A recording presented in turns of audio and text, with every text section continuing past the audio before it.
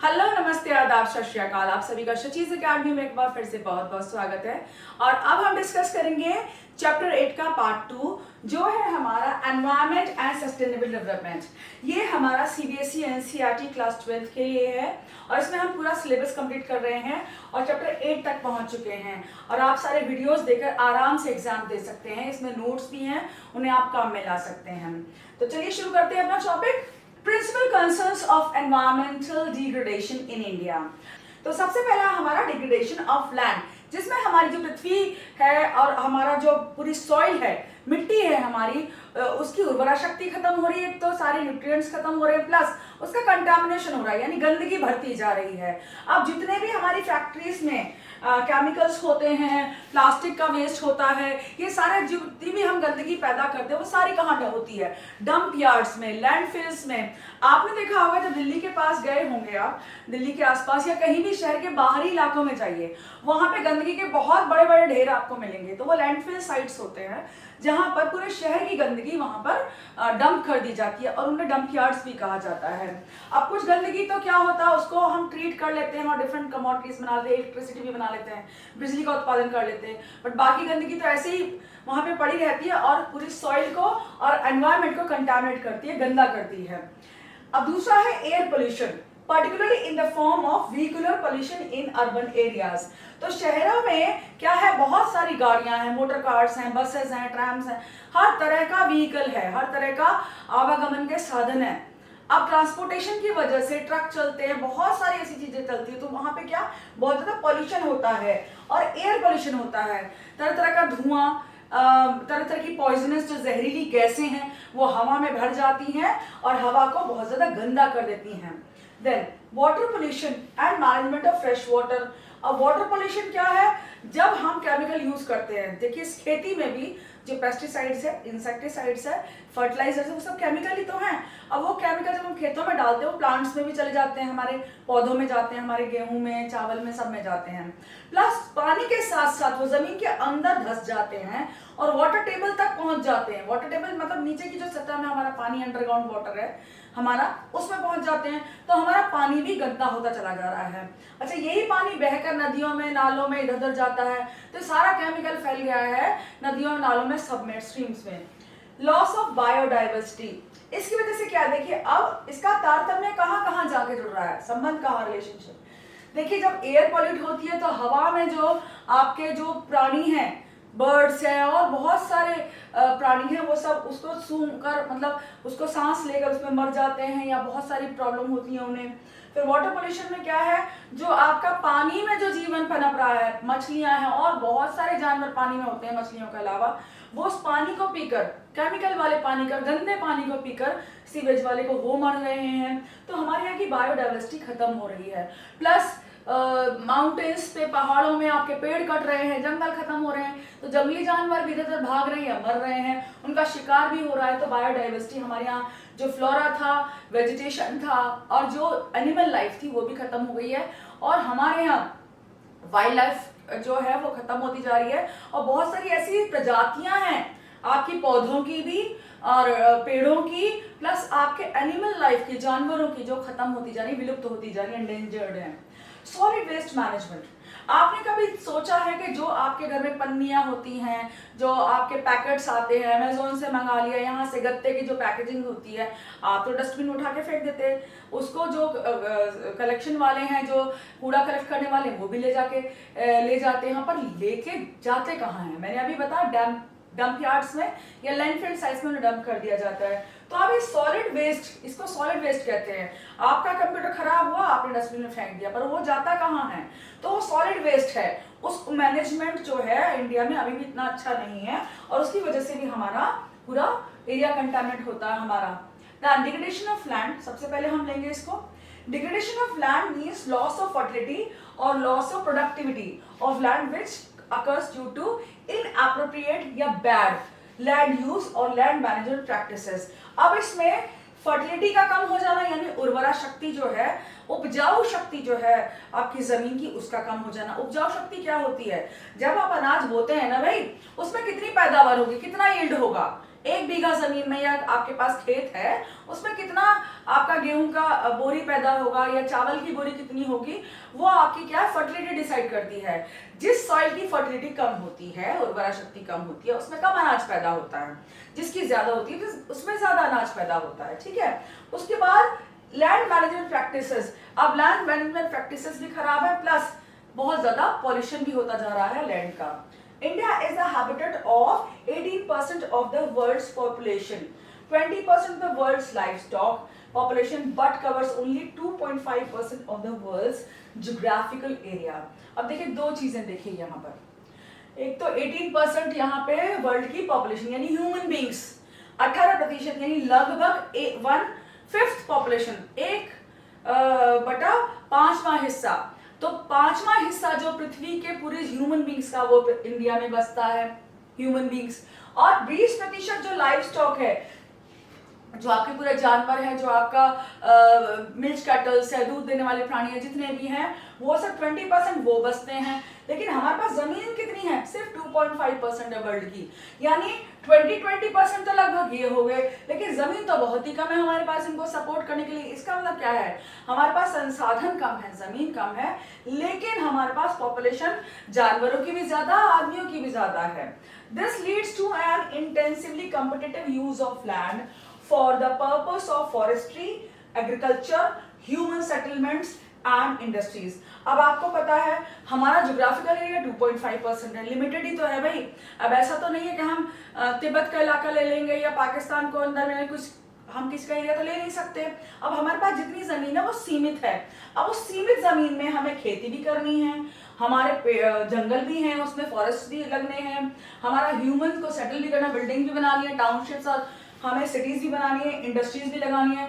हम किस जमीन पर क्या क्या करें, इसी उधेड़-बुन में हम लगे रहते हैं। और यहाँ कॉम्पिटिटिव यूज है, इंटेंसिवली कॉम्पिटिटिव यूज का मतलब होता है कि हम बहुत सोच समझ कर, बहुत ज्यादा कंपटीशन है लैंड के यूज के लिए, ठीक है, और उस पर खेती की जाए, इंडस्ट्रीज लगाई जाए या शहर बनाया जाए, यही हमारे यहाँ कंपटीशन चलता रहता है। जिसका मौका लगता है वो कर लेता है, ठीक है। इसलिए इंडस्ट्रीज को यहाँ पे टाइम लगता है पनपने में भी। Then causes of environmental degradation, इसमें है सबसे पहले हमारा जो एनवायरमेंट का डिग्रेडेशन हुआ उसका कॉज क्या क्या है। सबसे पहला है excessive grazing leading to loss of vegetation. Excessive grazing, अब हमने देखा कि हमारे पास पूरे पृथ्वी का, पूरे संसार का 20% लाइफ स्टॉक है। अब वो जो लाइफ स्टॉक है, जो हमारे जानवर हैं, मवेशी हैं, वो कहाँ चरने जाएंगे, खाना पीना कहाँ खाएंगे भाई? लैंड्स पे जाएंगे, जहाँ भी खेतों में जाएंगे, पहाड़ों में जाएंगे, तो ग्रेजिंग बहुत होती है। ग्रेज करना है ना, वो चारा खाते हैं, तो वो चारा बहुत खाते हैं, ग्रेजिंग, तो वहां पे लॉस ऑफ वेजिटेशन, वेजिटेशन खत्म हो रहा। आपने सुना होगा नॉर्थ इंडिया में नील गाय का नाम बहुत सुना होगा। नील गाय आती हैं और बहुत सारे खेतों को बर्बाद करके चली जाती हैं, और खेत के खेत खत्म हो जाते हैं, बहुत बहुत बड़े खेतों को खत्म, और किसानों को बहुत लॉस होता है। Then erosion of soil caused by tree felling. Tree felling, पेड़ों को जो है काट दिया जाता है पहाड़ों पे या और जगह पर, इसकी वजह से क्या है, सॉइल जो है इरोड हो जाती है। अब जो पेड़ होते हैं ना, उनकी जड़ें जमीन को, पृथ्वी को, सॉइल को बांध के रखती हैं। अब जब पेड़ ही नहीं रहे, उखाड़ दिए गए, तो जमीन क्या फ्री हो गई, अब वो लूज हो गई।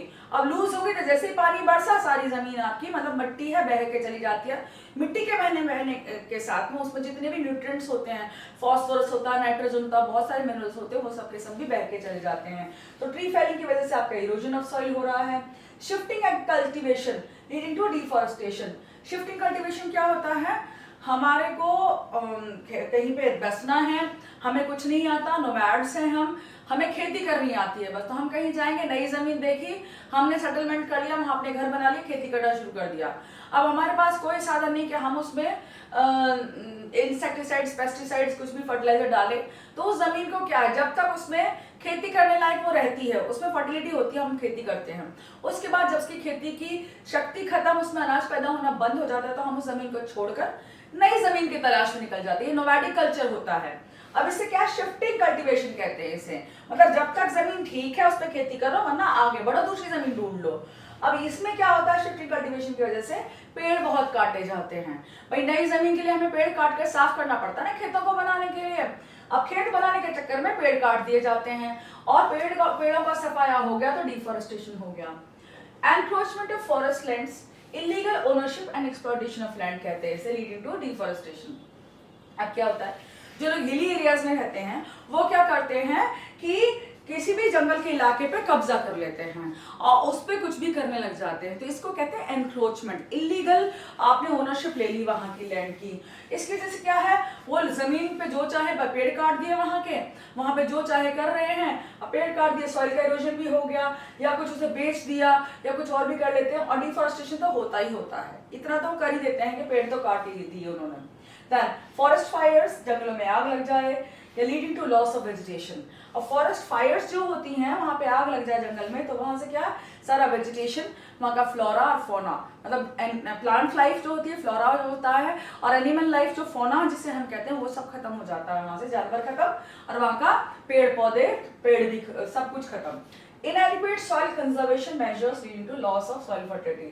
अब यहाँ पे सॉइल का इरोजन हो रहा है, डिफॉरेस्टेशन हो रहा है, लेकिन कोई कुछ नहीं कर रहा है, इसकी वजह से सॉइल की जो शक्ति है, उपजाऊ शक्ति है, वो खत्म हो रही है। Then improper crop rotation, impairing or reducing soil health।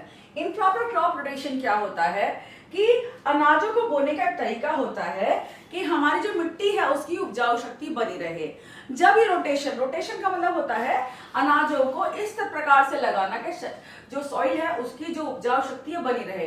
कभी कभी क्या होता है, हम एक तरह की फसल लगाते चले जाते हैं, इसकी वजह से सॉइल की जो उपजाऊ शक्ति खत्म हो जाती है। आपने अंग्रेजों के समय पे देखा था, जब ब्रिटिश रूल था, कि नील की खेती कर डाली। अब नील की खेती करने के बाद आपकी जो धान की फसल थी वो नहीं पैदा हो पाई, तो किसानों को ये पता नहीं होता कई बार कि कौन सा प्रकार का जो अनाज है उसको उत्पन्न करने से, पैदा करने से क्या नुकसान हो सकता है। इसकी वजह से भी आपकी सॉइल का इरोजन हो रहा है। Indiscriminate use of agrochemicals, fertilisers and pesticides impairing soil health. अब जो एग्रोकेमिकल्स हैं, फर्टिलाइजर्स हैं, आपके केमिकल फर्टिलाइजर्स हैं जो फैक्ट्रियों में उत्पन्न होते हैं, उत्पादन किए जाते हैं, उनको यूज करने से आपकी सॉइल की उपजाऊ शक्ति तो खत्म हो ही रही है, उसमें केमिकल और भर भर के जा रहे हैं जो आपके पानी में भी जा रहे हैं। Improper planning and management of irrigation systems impairing productivity of land. अब देखिए, हमारी खेती को, हिंदुस्तान की खेती को हम गैम्बल ऑफ मानसून कहते हैं, मानसून का जुआ, यानी कि बारिश हुई तो अच्छी फसल हो गई, नहीं हुई तो भाई जुआ ही है ना, नहीं हुई तो आपकी सारी फसल हार गए, सारी फसल खत्म, कुछ भी अनाज पैदा नहीं होगा। इसीलिए हिंदुस्तान में क्या है, इरिगेशन, सिंचाई के साधन कम है। इरिगेशन यानी सिंचाई, पानी देने की सुविधाएं कम है, नहरें कम है, नदियां का पानी वहां डाइवर्ट नहीं हो पाता, कैनाल्स कम है। इसकी वजह से क्या है, हमारे सारे खेतों को पानी नहीं मिल पाता है, और इसकी वजह से हमारी जो जमीन की उर्वरा शक्ति खत्म हो जाती है, productivity. Excessive extraction of groundwater, lowering water table and challenging the productivity of land। अब जो ग्राउंड वाटर है, यानी कि जमीन से हम ट्यूबवेल लगा लिया, हैंडपंप लगा लिया, मोटर लगा के पानी खींच रहे हैं, उसकी वजह से क्या हो, जमीन में पानी का जो स्तर है वो नीचे होता जा रहा है, घटता चला जा रहा है। उसकी वजह से क्या है कि और चैलेंजेस आते जा रहे हैं आपकी जमीन की प्रोडक्टिविटी को लेकर। Then alarming consequences of land degradation. अब लैंड डिग्रेड हो रही है, हम सारे गलत काम मिट्टी के साथ कर रहे हैं, और उसका धीरे धीरे उसका पतन होता जा रहा है, हमारी जो जमीन है वो खराब होती जा रही है। उसकी वजह से कॉन्सिक्वेंसेस क्या हो रहे हैं, उसका रिजल्ट क्या है, हमें क्या उसका रिजल्ट भोगना पड़ेगा। ये है, पहला है extremely low availability of forest cover पर पर्सन। अब जो फॉरेस्ट कवर पर पर्सन का यहाँ क्या मीनिंग है, देखिए, हम सब इंडिया में बस रहे हैं, तो हमारे लिए फॉरेस्ट कवर जरूरी है। क्यों जरूरी है, हमारे लिए मानसून भी जरूरी है, हमारे लिए हवा पानी सब जरूरी है, वातावरण जरूरी है। वातावरण को बैलेंस रखने के लिए एक जो पोर्शन है हमारे जो जमीन का, उस पर जो आपके जंगल है वो होने चाहिए, फॉरेस्ट होना चाहिए। अगर फॉरेस्ट हद से ज्यादा कम हो गए तो हम हिंदुस्तान में जी नहीं पाएंगे, ना ही हमारी खेती होगी, ना ही बारिश होगी, और भी इम्बैलेंसेस आ सकते हैं। जो फॉरेस्ट कवर है वो घटता चला जा रहा है पर पर्सन, ठीक है। पहले क्या था, merely 0.06 hectares contrasting with 0.47 hectares required to cope with basic needs. जरूरत कितने की, 0.47 हेक्टेयर की है पर पर्सन, लेकिन कितना है हमारे पास, 0.06%। देखिए कितना ज्यादा कम है, मतलब लगभग 0.40% कम है हमारे पास में, ठीक है। फिर है soil erosion is occurring at an alarming rate. Soil erosion, मिट्टी हमारी बहती चली जा रही है बहुत ज्यादा तेजी से। अलार्मिंग यानी कि जो खतरे के निशान से ऊपर हो, है ना, खतरा ही खतरा है अब हमारी जमीन के लिए। क्या है? ऑफ रेट, कितना अलाउिंग रेट है? Of 5.3 billion tonne a year. हमारी 5.3 बिलियन टन जो मिट्टी है वो बह जाती है हर साल, per year.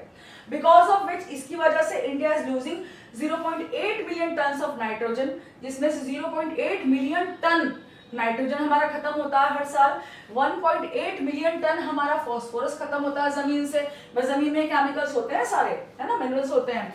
And 26.3 million tonne of potassium every year. तो सारे मिनरल्स हैं, ठीक है, केमिकल नहीं है, मिनरल्स हैं हमारे। ये सारे मिनरल्स हमारी जो जमीन से खत्म होते जा रहे हैं, बहते चले जा रहे हैं। मिट्टी बहेगी तो भाई मिनरल भी तो बह के चले जाएंगे, ये समंदर में, नालों में या कहीं भी बह के जा रहे हैं और हम इसे रोक नहीं पा रहे। According to the estimates of Government of India, each year the country loses nutrients ranging from 5.8 million tons to 8.4 million tons. अंतर समझना, 5.3 बिलियन टन तो मिट्टी बह रही है और 5.8 मिलियन टन आपका टन्स टू 8.4 मिलियन टन क्या है? मिनरल्स बह रहे हैं।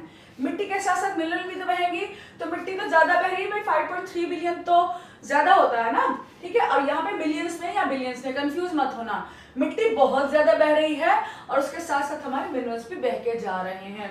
ये डिजिट्स आप लिखना चाहे लिख देना, नहीं तो सिंपल आप लैंग्वेज भी लिखेंगे तो भी मार्क्स मिलेंगे आपको। देन एयर पोल्यूशन, आपकी हवा का किस तरह से पोल्यूशन हो रहा है। Air pollution occurs in the form of poisonous gases. कौन कौन सी पॉइजनस गैस, जहरीली गैसें कौन कौन सी होती है एयर पोल्यूशन में? कार्बन डाइऑक्साइड, CO2 जो होती है आपकी, कार्बन मोनोऑक्साइड, ठीक है, in the air owing to the activities of production and consumption.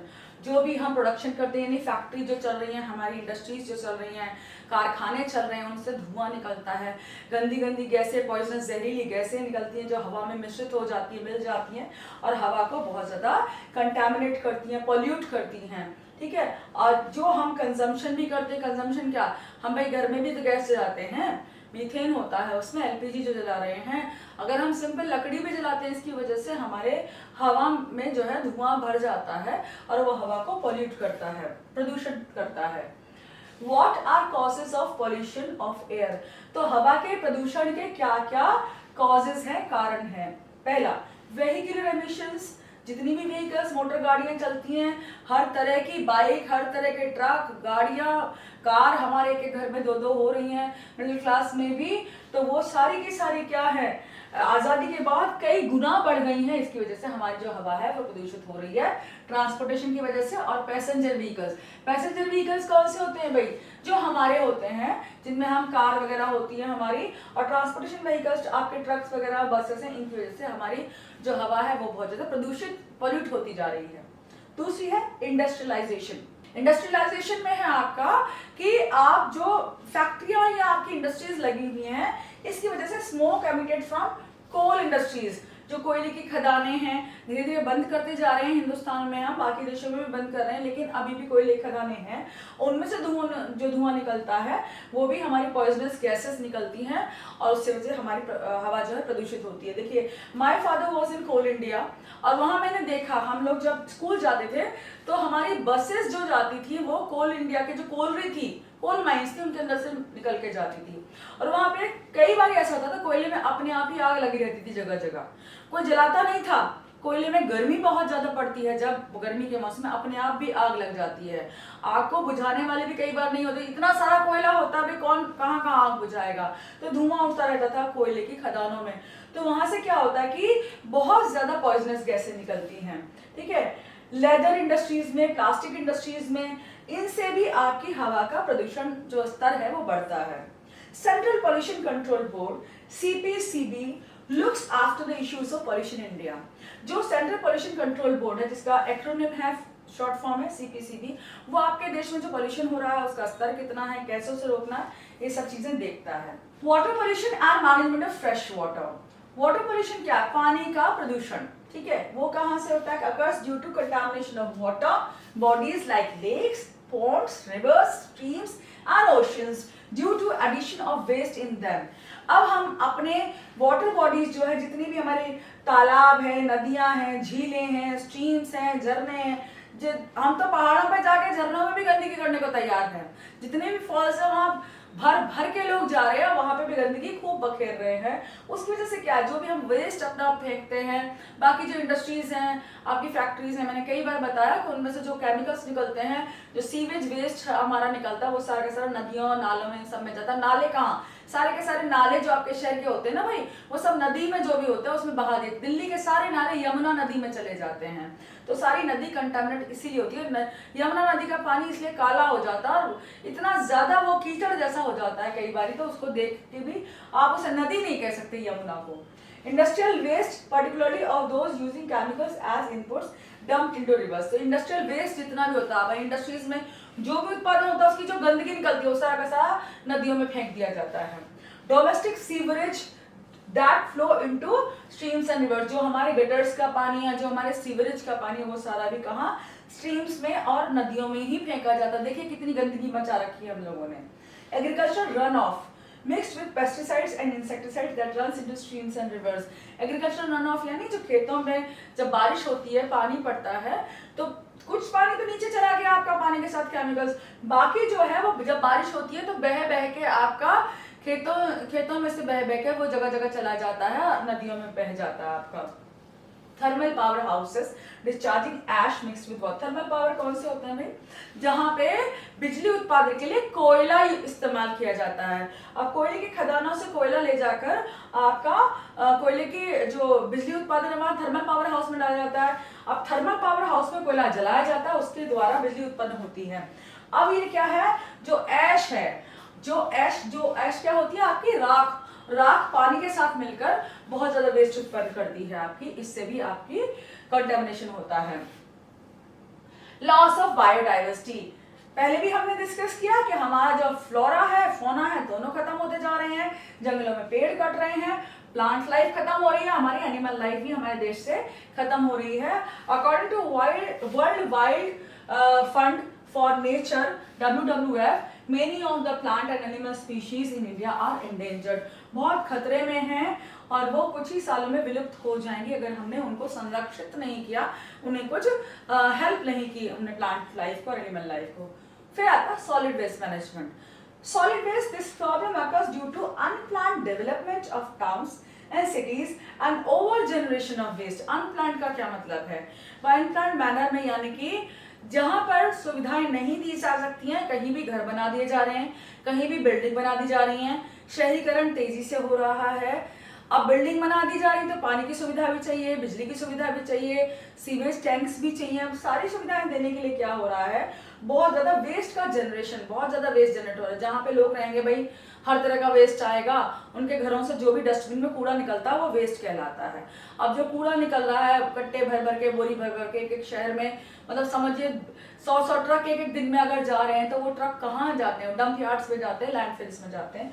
उसकी वजह से सॉलिड वेस्ट बहुत हो रहा है और उसका मैनेजमेंट सही तरीके से हम नहीं कर पा रहे हैं क्योंकि सिटीज हमारी अनप्लान्ड है, ढंग से प्लानिंग नहीं हुई है। Some of this waste is treated in waste treatment plants to produce electricity and compost and biogas. अब बायोगैस बनाने के लिए या आपकी बिजली बनाने के लिए जो है इसका उत्पादन, उसका सॉलिड वेस्ट का यूज होता है, कुछ जगह होता है, लेकिन बाकी जगह ये नहीं सुविधा हमारे पास, इतने अभी हमारे पास संसाधन नहीं कि हम हर जगह इस वेस्ट को, इस सॉलिड वेस्ट को ट्रीट कर सकें। But maximum of it is dumped in dump yards and landfill sites. और जो बाकी बचा हुआ जितना भी है, मुश्किल से हम 10% ट्रीटमेंट कर लेते होंगे, बिजली उत्पादन करते होंगे, बाकी 90% जो हमारा सॉलिड वेस्ट है वो तो बेकार जाता है और गंदगी ही फैलाता है। चिपको एंड एपिको मूवमेंट्स। अब चिपको एंड एपिको मूवमेंट सिंपली आप देखें तो इस डिफॉरेस्टेशन को रोकने की दो आपकी जो रिवोल्यूशनरी एक्ट थी वो थी। Chipko movement drive to prevent deforestation और एपिको भी आपकी पेड़ों को बचाने के लिए ही थी। अब चिपको मूवमेंट में क्या था, Chipko movement in the Himalayan areas and Appiko movement in the Karnataka. Chipko movement तो शुरू हुई हिमालयाज में, जो भी वहाँ के रिहायशी इलाके थे हिमालय पर्वत के, जैसे लोअर हिल्स हैं, फिर मिडिल हिमालयस है, हायर हिमालयस है, सब ग्रेट हिमालयस है उनमें। एंड एपिको जो है कर्नाटका में शुरू हुई थी। The word Chipko and Appiko means hugging, मतलब गले लगाना। यहाँ पे पेड़ों को गले लगाया गया ताकि उन्हें कोई काट ना सके, बचाने के लिए। Chipko movement was launch in Uttarakhand in 1973 1973 में ये आपके मूवमेंट शुरू हुई, आंदोलन शुरू हुआ पेड़ों को बचाने के लिए उत्तराखंड में। Appiko movement was launch in Karnataka in 1983 और 1983 में कर्नाटका स्टेट में ये आपिको मूवमेंट शुरू हुई and was inspired by the Chipko movement. और चिपको मूवमेंट से इंस्पायर्ड मतलब 10 साल बाद ही शुरू की गई कर्नाटका में, चिपको के बाद में। In September of 1983 the villagers, जो ग्रामीण क्षेत्रों के जो रहने वाले थे, around the Salkani forest in Sirsi districts hug the trees to save them from felling. उन्हें काटने से रोकने के लिए, पेड़ों को लोग काटते हैं, उन्हें काटने से रोकने के लिए ये लोग पेड़ों से चिपक गए आपिको मूवमेंट में 1983 में कर्नाटका में। देन सस्टेनेबल डेवलपमेंट, ये क्या होता है? The concept of sustainable development was first emphasized by the United Nations Conference on Environment, ठीक है, UNCED। अब इसमें क्या है? Sustainable development to continue, able to continued or supported for long time। अब continued और supported for long time का मतलब sustain करना। सस्टेन करना मतलब लगातार चलते रहना, सस्टेनेंस इसे कहते हैं, लगातार जीवित रहना। तो हमारा क्या हाल हो रहा है? हम तो गंदगी इतनी फैला रहे हैं, पृथ्वी को सारी को खत्म करने को तैयार हैं। हमारा जो जनरेशन है प्रेजेंट और हमारे जो पहले वाला जनरेशन था वो इतने ज्यादा प्रोडक्शन कर रहा है और प्रोडक्शन के साथ साथ इतना कंजम्पशन कर रहा है। भाई अगर हम अपने कपड़े ही देखें तो ऑनलाइन अमेजोन से ये मंगा लो, ये मंगा लो, वो मंगा लो, मिक्सर मंगा लो, ग्राइंडर मंगा लो, फूड प्रोसेसर मंगा लो, बस मंगा लो लगा रहता है। और वो सारा इंडस्ट्री, सारा का सारा जो इंडस्ट्रीज से आता है उसमें क्या होता है कि हम बहुत ज़्यादा वेस्ट उत्पन्न कर रहे हैं।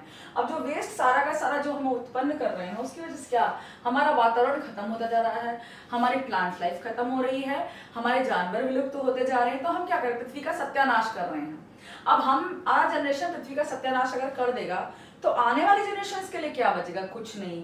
तो सस्टेनेबल डेवलपमेंट का क्या औचित्य है, एम क्या है कि हम ऐसा डेवलपमेंट करें, ऐसी प्रगति करें कि जो आने वाली जनरेशन के लिए हानिकारक ना हो, वातावरण को भी ठीक रखें और पृथ्वी को भी ठीक रखें और यहाँ के वातावरण को ऐसा रखें कि आने वाले जनरेशन भी इसे इस्तेमाल कर सकें। सस्टेनेबल डेवलपमेंट का क्या मीनिंग है? Sustainable development is the process of economic development and raising quality of life along with maintaining environmental degradation. अब वातावरण को, इस जमीन को, इस हवा को, पानी को जो हमें प्राप्त हुआ है, इसे खराब करे बिना हम अपनी क्वालिटी ऑफ लाइफ बढ़ाएं, अपने जीवन का स्तर बढ़ाएं और एनवायरमेंटल बैलेंस को भी कायम रखें और फ्यूचर जनरेशंस के लिए पृथ्वी को इंटैक्ट रखें, ऐसा ही रखें। इसका मतलब ये होता है, it aims at raising the quality of life of the present generation without disturbing the quality of life of future generation. इस पीढ़ी को, इस जनरेशन को सारी सुविधाएं मिलें लेकिन आने वाले जनरेशन की भी लाइफ खराब ना करें, उसका बैलेंस खराब ना करें और उनकी भी क्वालिटी ऑफ लाइफ को हम इंटैक्ट रखें, आने वाली पीढ़ी की लाइफ को। ठीक है, इसका मतलब ये है कि मतलब खुद जियो, औरों को भी जीने दो।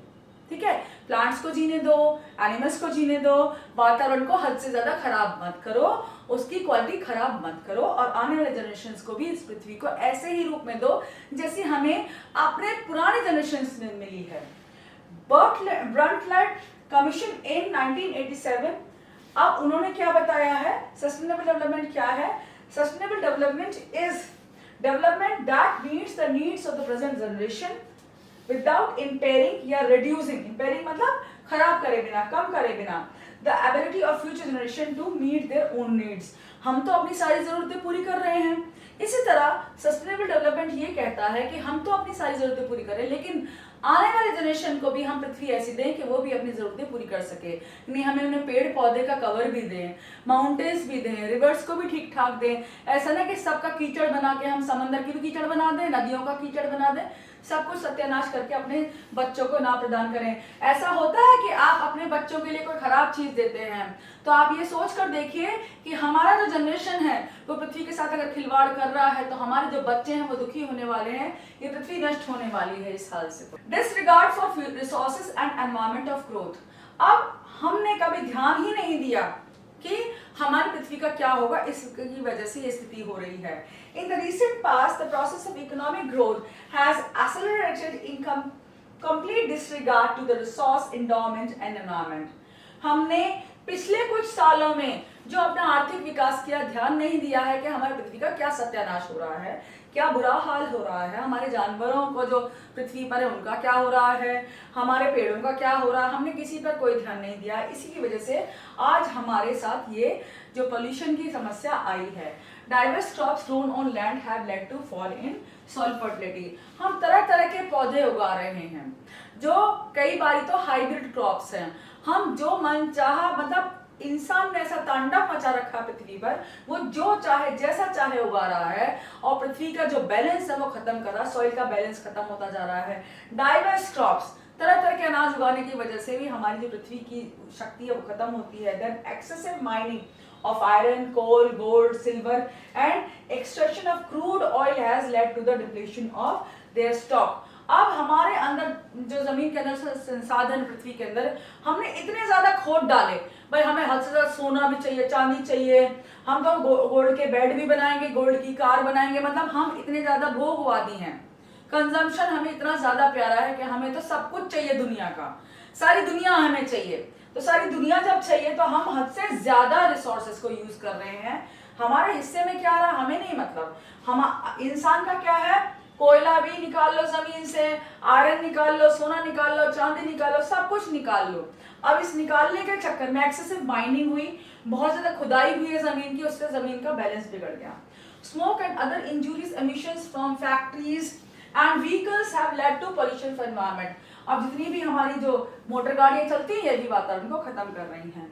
State strategies for sustainable development, क्या क्या स्ट्रैटेजीज होनी चाहिए हमारी, हम क्या कर सकते हैं, अभी भी बात हाथ से नहीं निकली है। पहला है dependence on non conventional sources of energy. कोयले से बिजली उत्पन्न करना कन्वेंशनल सोर्स ऑफ एनर्जी है, लेकिन इसके साथ साथ बहुत सारे ऐसे साधन हैं, तरीके हैं जिनसे हम बिजली उत्पन्न कर सकते हैं, अपनी जरूरतें पूरी कर सकते हैं। पहला है एलपीजी जो लिक्विड पेट्रोलियम गैस है, और गोबर गैस है हमारी। गोबर गैस जो होती है, जो गाय का या भैंस का गोबर होता है या किसी और मवेशी का, उससे हम गैस उत्पन्न करते हैं, उससे खाना बनाने में या और किसी चीज काम में हम बिजली उत्पादन में भी काम ला सकते हैं। सीएनजी इन अर्बन एरियाज, हमने जो लकड़ियां जलाना कम कर दें, हम पेड़ों को काट के लकड़ियां भी जलाते हैं ना भाई। कन्वेंशनल सोर्सेस हमारे क्या है, खाना बनाने के लकड़ी काट के खाना बना लो, या आपका कोयला से खाना बना लो, कोयला जमीन से निकलता है, लकड़ी के लिए पेड़ काटने पड़ते हैं, दोनों ही हमारे संसाधन है। तो इसकी जगह से हम गाय का गोबर इस्तेमाल कर सकते हैं। Then wind power by installing wind mills. अब विंड पावर को हम यूज कर सकते हैं, विंड मिल्स लगा सकते हैं, उससे बिजली उत्पादन हो सकती है। सोलर पावर को यूज कर सकते हैं, कैसे बना सकते हैं सोलर पावर को यूज करने के लिए, photovoltaic cells, PVC cells, roof tops. आपने देखा होगा ना, बहुत बड़े बड़े जो पैनल्स लगे होते हैं, सिलिकॉन पैनल्स लगे होते हैं, पीवीसी बोर्ड्स लगे होते हैं, उनसे जो सोलर एनर्जी आजकल बहुत चलन में है और लोग उसे लगवा रहे ताकि बिजली उन्हें मिल सके और आपके कन्वेंशनल सोर्सेज जो एनर्जी है वो यूज ना हो। The mini hydel plants in hilly areas. Hilly areas में क्या है, पानी ऊपर से नीचे की तरफ जो झरनों से गिरता है, वहां पे आप हाइडल प्लांट्स लगा सकते हैं, बिजली के प्लांट्स लगा सकते हैं बिजली उत्पादन के। ट्रेडिशनल नॉलेज एंड प्रैक्टिसेस, जो हमारी ट्रेडिशनल नॉलेज है उसकी प्रैक्टिस कर सकते हैं, उसके द्वारा हमारी बहुत सारी समस्याओं का समाधान हो जाएगा।